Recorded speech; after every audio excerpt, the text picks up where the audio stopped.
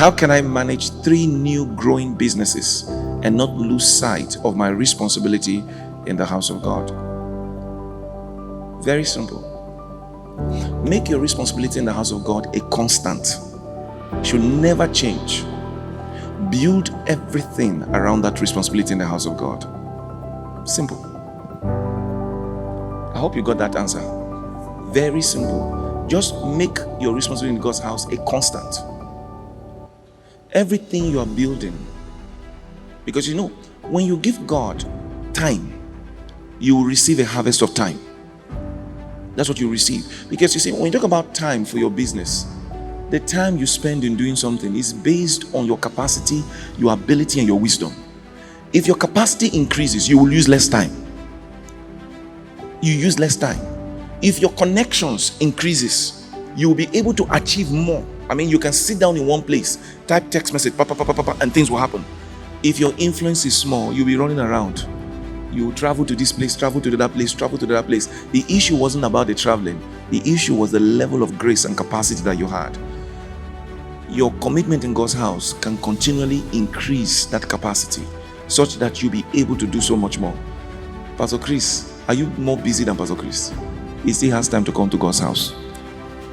You know, so you think about it. Never grow anything to the point where you get graduated and promoted away from a responsibility in God's house. Don't do that. Always maintain your responsibility in God's house. Because I mean, these 3 businesses you are building, is it worth $10 billion now? It's not. So you are still coming. Don't neglect your foundation when you are just starting.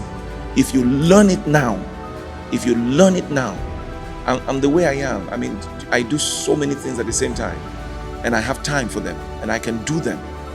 The reason was I was faced with this dilemma many years ago as a student on campus, and I made sure I made my commitment in God's house a constant and built everything around that commitment. This thing was not going to change.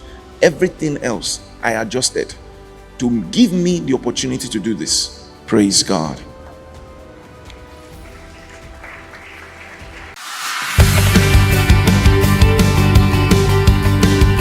That you're not owing someone don't mean you are fine.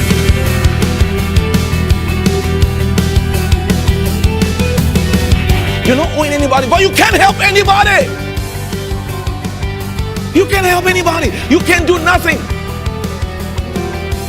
All your debts have been paid, but you are not living. Bible says they who receive the abundance of grace.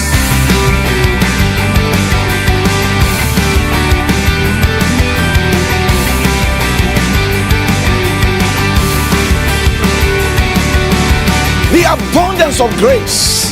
The abundance. Some receive grace. They've not come into the abundance of grace.